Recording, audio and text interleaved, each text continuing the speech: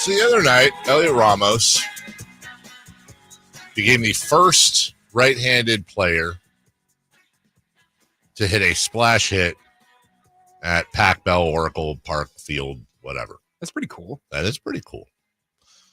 And anyone who's ever watched Giants games, if you watch long enough, you see a dude in a skull cap and an orange shirt with his name emblazoned around the top. This guy looks like he's in his early 60s, maybe late 50s, in a kayak. And he's always paddling over to the balls when they splash hit, and he picks them up with a net.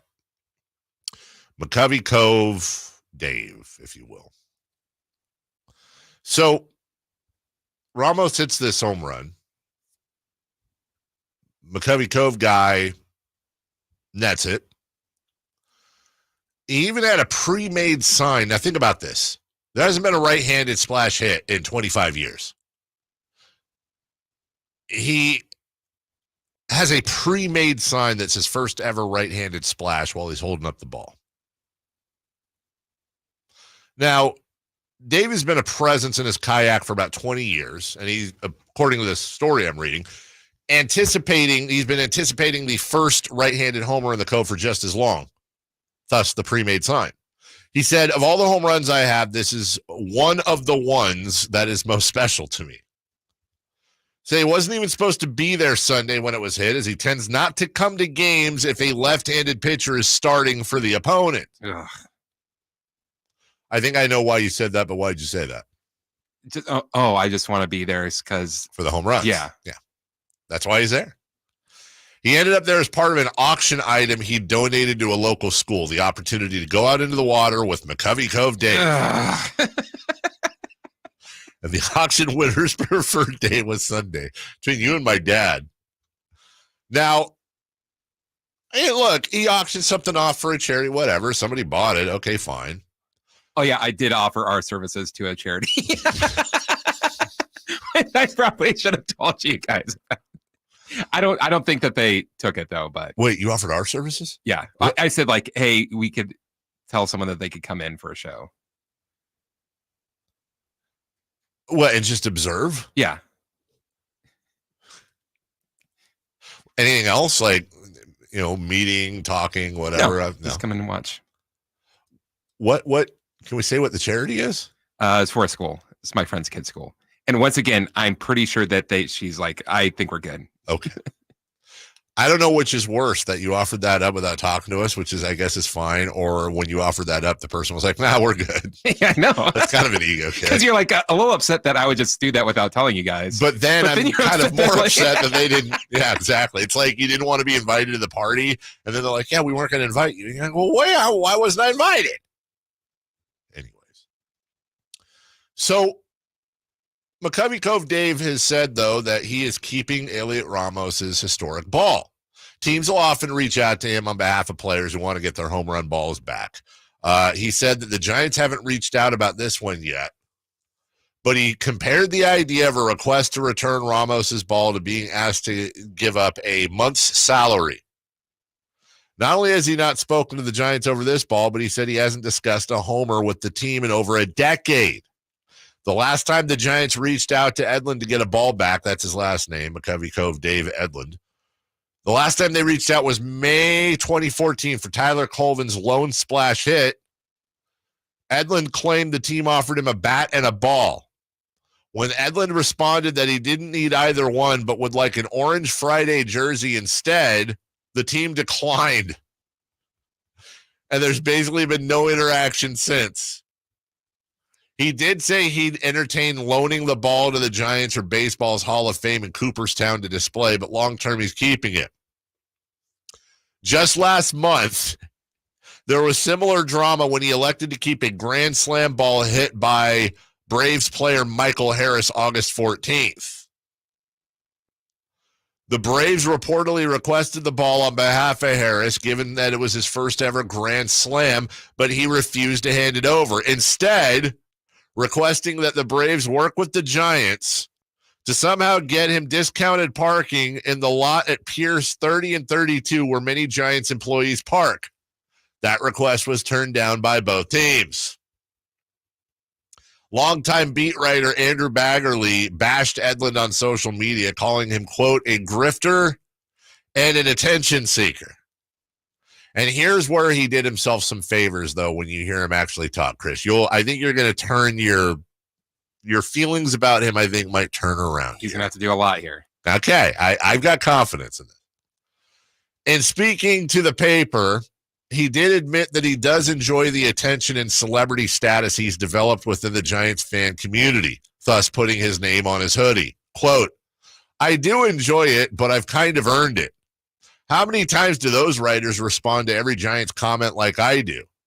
The reason why I'm so loved is because I'm very accessible. The fans know me personally. I've invested in them. I know them on a first-name basis. I do enjoy being well-known and getting a lot of love. I used to wear a Dave button when I was like 4 years old, so definitely I love being recognized, but I feel like I've earned it. Well, how could you feel a certain way about a guy like that? With all of his accomplishments. Here's the thing. I went into this story 100% on his side. I did. I've been to games in San Francisco before. You have too. It's cold, and you're on the water in a kayak. Think about that. First off, I cannot imagine. You can't even see the game. You can hear the crowd. You're in a kayak with seagulls crapping on you, wind blowing gustily from God knows what direction off the bay, and it's freezing, and you're in water. I mean, not in the water, but you get my point. And all of that for the opportunity that may or may not come to paddle quickly over and grab a ball out of the water, which may not happen for weeks. And he's been to God knows how many of these games. Yeah, that's called working for it. Like, he's earned it. I'm all for it. But then he talked. It sounds like a goofus. Like, by the way, the Giants probably should have given him a whatever Orange Friday jersey. Like, what are you doing? I think it's more of like you know what? I'm sick of dealing with Screw this person. This guy. Like, if we offered him this, if he doesn't want it, we're not, no one talked to him anymore. Because remember, he went to the Braves to ask them to get him parking. Yeah, I'll give you the ball, but I need you to talk to the Giants. I'd like some discounted. I want to, and basically what he's saying is I want to park in the employee section. Yeah.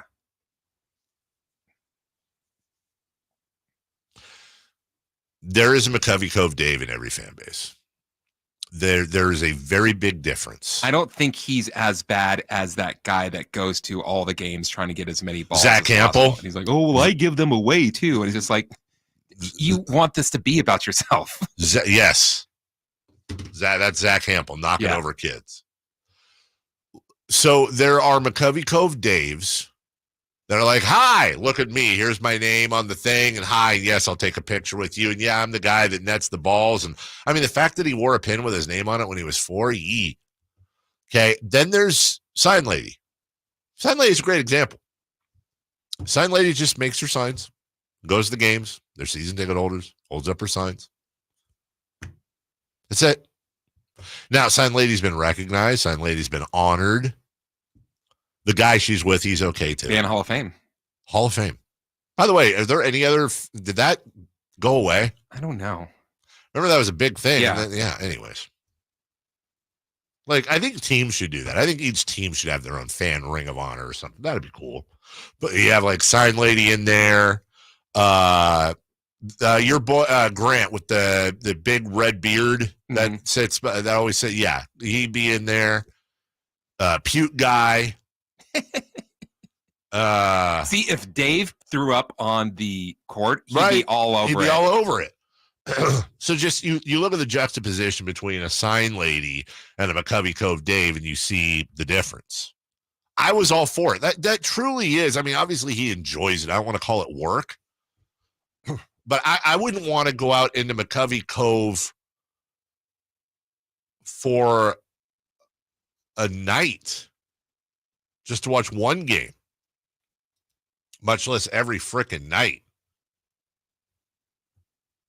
Anyways, by the way, shout out to wasn't there some other thing he said that Ramos has to like earn it as a Giant, and like he needs to be here for 10 years, and like if it was Hunter Pence, I would have given it to him, but Ramos needs to I didn't see that. Yeah, that must have been a different. I'll bet you McCovey Cove Dave. Should we bring McCovey Cove Dave on, because I'll bet you he doesn't turn down media. Oh no, yeah, he'll be all over that. By the way, I want to give a special shout out to former Sactown Sports employee Jody Bacon, who just texted me making sure that I saw that Woj retired.